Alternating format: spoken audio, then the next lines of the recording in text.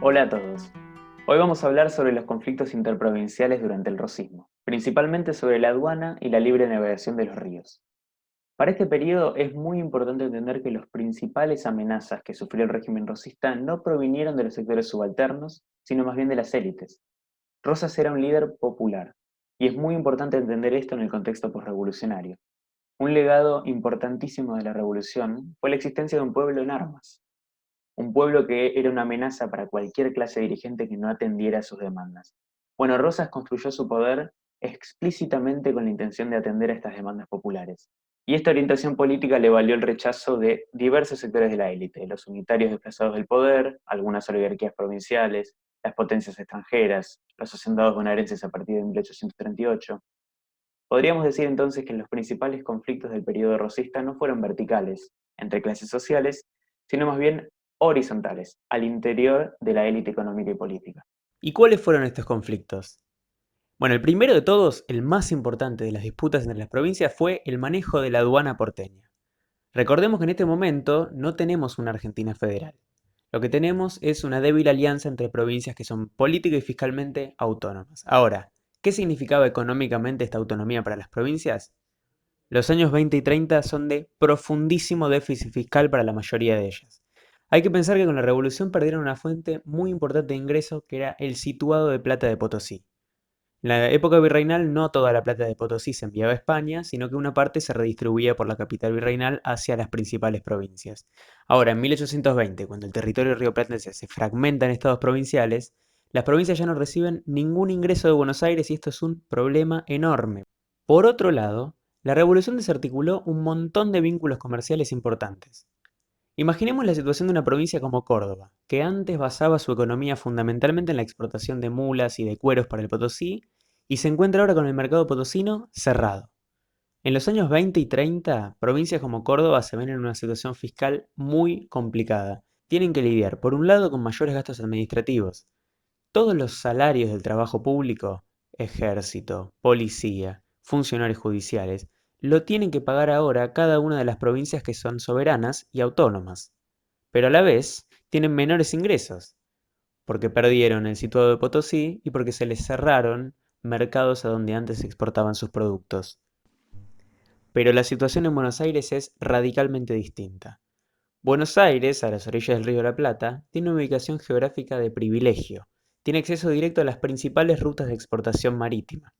Y en un contexto en el que los transportes dependen todavía de la tracción animal, porque el primer ferrocarril argentino recién se inauguró en 1857, esta distancia tiene un impacto enorme sobre los costos de las mercancías. Si Córdoba, por ejemplo, quisiera exportar sus productos por el puerto de Buenos Aires, el transporte tardaría días en llegar y el precio entonces sería muchísimo más alto. Este es el periodo en el que se inicia el abismo económico que va a separar a Buenos Aires del resto de las provincias. Desde la época colonial Buenos Aires ya era la ciudad que concentraba más riquezas, pero es a partir de los años 30 y 40 que ese contraste se va acelerando mucho y que se va a terminar de acelerar muchísimo más a fines del siglo XIX. Acá pueden ver algunas cifras. Fíjense que para 1800, año para el cual tenemos datos sobre el diezmo, que era un impuesto eclesiástico que se cobraba sobre la producción agropecuaria, vemos que la producción agropecuaria de Buenos Aires era 1,75 veces mayor a la de Córdoba. Pero miren qué ocurre en 1830. Acá tenemos datos de stock ganadero, que nos van a servir también como indicativos de la producción agropecuaria, y nos dejan ver que la producción de Buenos Aires ahora es 5 veces mayor a la de Córdoba. Es decir, que el contraste entre las dos provincias más pobladas del territorio rioplatense se estaba acelerando, de modo que tenemos situaciones fiscales muy diferentes.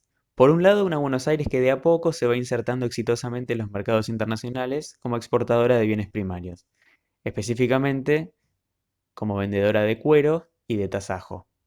Por otro lado, tenemos unas provincias en situación de penuria que le reclaman a Buenos Aires que redistribuya los ingresos aduaneros. Quizás ahora se entiende un poco más por qué Rosas se negó durante toda su gobernación a convocar un Congreso Constituyente que sancione un Estado federal. Una república federal significaba para Buenos Aires renunciar a la exclusividad de los ingresos de la aduana. Y tenemos acá entonces una enorme paradoja. El mayor líder del federalismo se negaba a organizar un Estado federal. Es que a los hacendados de Buenos Aires simplemente les convenía que las provincias sigan siendo política y fiscalmente autónomas. Un segundo punto de conflicto era la libre navegación de los ríos Paraná y Uruguay, tema de disputa constante entre Buenos Aires, Entre Ríos y Corrientes. Durante los gobiernos rosistas, Buenos Aires controlaba toda embarcación que remontaba a tales ríos e imponía fuertes impuestos. Esto quería decir, por un lado, que toda mercancía importada del exterior llegaría a los puertos entrerrianos y correntinos con un precio muy superior, y por otro lado, a la inversa, que toda exportación que saliera de estas provincias iba a tener muchos problemas para competir en el mercado con las exportaciones bonaerenses. El control bonaerense de los ríos entonces era un problema grave para las provincias del litoral, y este problema iba a aparecer muchas veces durante nuestro periodo. Ya veremos el próximo viernes que la batalla de Vuelta de Obligado, en 1845, que opuso a las fuerzas porteñas con una armada francesa e inglesa, tuvo como trasfondo fundamental la libre navegación de los ríos Paraná y Uruguay. Al principio dijimos que los principales conflictos económicos durante el rosismo fueron horizontales, más que verticales. No tiene que sorprender entonces que la figura política que finalmente terminó con casi 2 décadas de poder rosista no haya sido el pueblo en armas, sino más bien una figura de la dirigencia entrerriana, Justo José de Urquiza. Muchas gracias a todos, la seguimos la próxima.